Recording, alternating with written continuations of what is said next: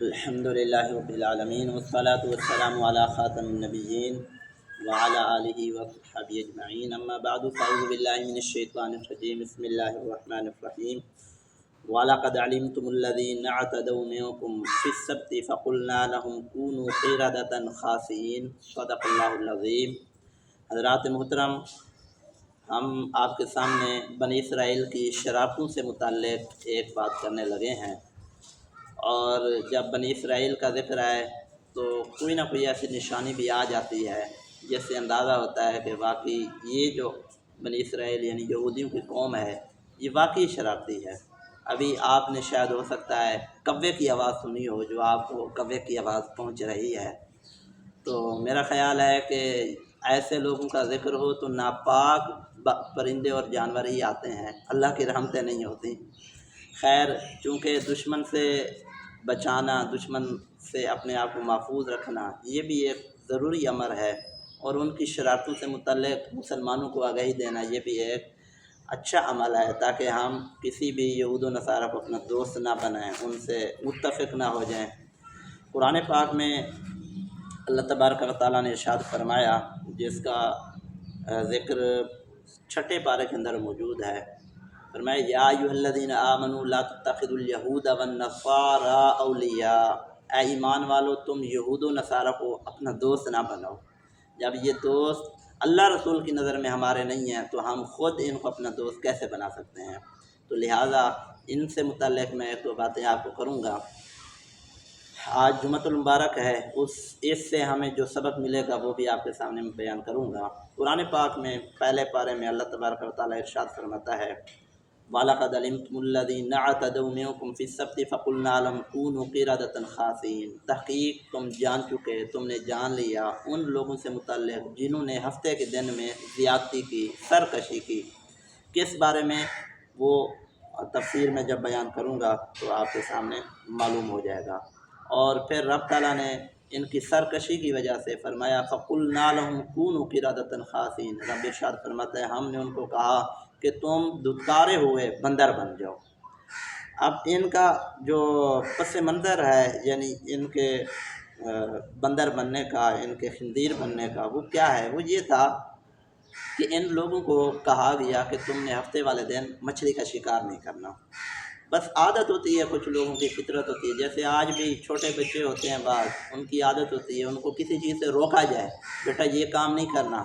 Mobile ان کو دے دیا، بیٹا mobile نہیں چلانا، کوئی امانت دے دی جناب یہ فلاں کو دے دیں تو دیکھنا نہیں ہے، تو اگر آپ نے کہہ دیا دیکھنا نہیں ہے، وہ جا کر ضرور دیکھیں گے، پھر آگے امانت دیں گے۔ تو یہ فطرتیں مسلمانوں کی نہیں ہیں، یہ غیر مسلموں کی ہیں جو ہم میں آ رہی ہیں۔ رب جس بات سے منع فرماتا ہے ہمارے مسلمان بھی وہی کر رہے ہیں، تو یہودیوں نے بھی وہی کیا تھا کہ ہفتے والے دن مچھلی کے شکار سے منع کیا گیا، اور انہوں نے جا کر مچھلی کے شکار کو غیر شرعی ہیلے سے، یعنی وہ شرعی ہیلا جو شریعت میں جائے گا اس سے ہٹ کر انہوں نے جو ہے وہ غیر شرعی ہیلا کیا۔ جمعے والے دن جا کر چھوٹے چھوٹے گڑھے بناتے، گڑھوں کے ساتھ مچھلیوں کو قید کر لیتے، اور قید کرنے کے بعد آگے کیا کرتے جناب؟ ہفتے والے دن شکار نہیں کرتے۔ مچھلیاں تو ظاہر ہے ان کو کہیں نئی جگہ آ جائے، کوئی نئی جگہ آ جائے، کوئی نیا گڑھا مل جائے، کلو جدید لذیذ، کہ ہر نئی چیز لذیذ ہوتی ہے، اور ہمارے لوگ بھی کلو جدید لذیذ کے تحت ہر نئی چیز کے پیچھے پڑے ہوئے ہیں۔ کوئی بھی نئی چیز آئی ہے تو ہماری قوم اس کے پیچھے مارا ماری کر رہی ہوتی ہے، اور کوئی کچھ جو ہے وہ سلیقہ نہیں ہوتا، طریقہ نہیں ہوتا، اور ہر بندہ یہ چاہ رہا ہوتا ہے کہ میں اس کو پالوں، میں اس کو پالوں۔ بہرحال مچھلیوں نے بھی وہی کیا کہ ان کو نیا گڑھا ملا تو وہ چھوٹے چھوٹے گڑھوں میں تقسیم ہو جاتی، اور پھر ہفتہ چھوڑ کر اتوار والے دن بنی اسرائیل کے جو لوگ جا کر مچھلی کو پکڑ لیتے، اور ان کے گمان میں یہ تھا کہ شاید ہم شکار ہاتھوں سے کر رہے ہیں، لیکن ہم اتوار نہیں، اپنا ہفتے والے دن نہیں کر رہے ہیں، ہم تو اتوار والے دن کر رہے ہیں، ہم نے تو پکڑا ہی نہیں ہے مچھلی کو۔ اللہ اکبر۔ اللہ تبارک و تعالیٰ کے نبی حضرت داؤد علیہ السلام کو رب تعالیٰ نے بھیجا، اور رب تعالیٰ نے ان کو حکم دیا کہ ان کو اس بات سے منع فرمائے کہ ہفتے والے دن مچھلی منع ہے، اور یہ ان کا امتحان تھا۔ تو امتحان میں یہ یوں ناکام ہوئے کہ انہوں نے اس سے متعلق سرکشی کی اور اللہ کی نافرمانی کی۔ حضرت داؤد علیہ السلام کی زبانی اللہ تبارک و تعالیٰ نے ان پر پھر لعنت فرمائی، حضرت عیسیٰ علیہ السلام کی زبانی پھر ان پر لعنت کی گئی، لعن الذین کفروا من بنی اسرائیل علی لسان داؤد و عیسیٰ بن مریم۔ تو حتیٰ کہ جب ان پر لعنت کی گئی تو اللہ کی نافرمانی کی وجہ سے یہ بندر بن گئے، ان کے جو نوجوان تھے بندر بن گئے، اور ان کے جو بوڑھے تھے خنزیر بن گئے، اور 3 دن تک یہ اپنی جو ہے وہ آنسوں سے آنسو بہاتے رہے اور واویلا کرتے رہے، چیختے رہے، 4 دیواری کے اندر محصور تھے۔ لیکن پھر ایسا ہوا کہ یہ 3 دنوں کے بعد مر گئے اور ان کی نسل آگے نہ چلی۔ اور یاد رہے یہ جو خنزیر ہے اور یہ جو بندر ہے اس کی نسل پہلے سے چلی آ رہی تھی، اور یہ بھی یاد رہے کہ ہم انسان کی اولاد ہیں، ہم بندر کی اولاد نہیں ہیں، حضرت آدم علیہ السلام کی اولاد ہیں۔ اور پھر یہ بھی یاد رہے کہ ہم جب حضرت آدم علیہ السلام کی اولاد ہیں تو ہم آدمی کہلائیں گے، باندروں والی ہمیں حرکتیں اچھی نہیں لگتی اور کرنی بھی نہیں چاہیے۔ خیر،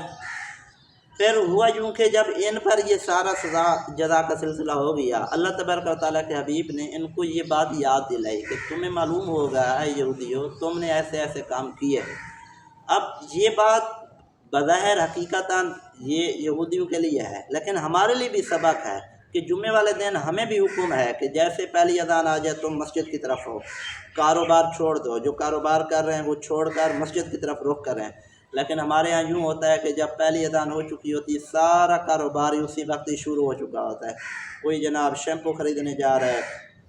کوئی صابن خریدنے جا رہا ہے، کوئی گوشت خریدنے جا رہا ہے، کوئی دھنیا مرچیں، کوئی پودینہ، پتہ نہیں کیا کیا خریداری ہو رہی ہے۔ کیوں جی؟ جمعے کے بعد مہمانوں نے آنا ہے۔ بھائی اذان پہلے جو ہے اس سے پہلے بھی تو ٹائم تھا، آپ خریداری کر لیتے۔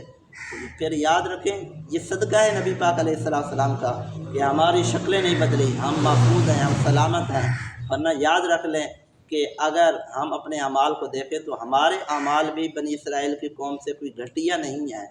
میں کل ایک دوست سے بات کر رہا تھا، وہ بتا رہے تھے کہ لوگ ایسے غیر شرعی ہیلے بھی کرتے ہیں کہ 4 بھائی ہوتے ہیں، ان میں ایک ایسا بھائی ہوتا ہے جو چیز لے کر آتا ہے مارکیٹ سے، پھر وہ بھائی دوسرے بھائی کو مہنگی کر کے بیچ دیتا ہے اور وہ تیسرے کو بیچ دیتا ہے۔ جب چوتھے کے پاس جاتی ہے تو وہ لوگوں کو کہتا ہے مجھے گھر میں اتنے کی چیز پڑی ہے، حالانکہ اس نے اپنے بھائی سے چیز خریدی ہوتی ہے، بطور خریدی نہیں، بطور جو ہے وہ ہیلا کرنے کے لیے اور غیر شرعی ہیلا کرنے کے لیے، لوگوں کو دھوکہ دینے کے لیے کہ مجھے جناب حالانکہ مارکیٹ سے 300 روپے کی پڑی ہوتی ہے، اور جب یہ 3 بھائیوں سے گزر کر جاتی ہے تو یہ 1200 کی بن جاتی ہے، اور 3 سگے بھائیوں کی بات ہو رہی ہے، اور یہ ان کا بھانڈا پھر کوئی برسوں بعد کھلا،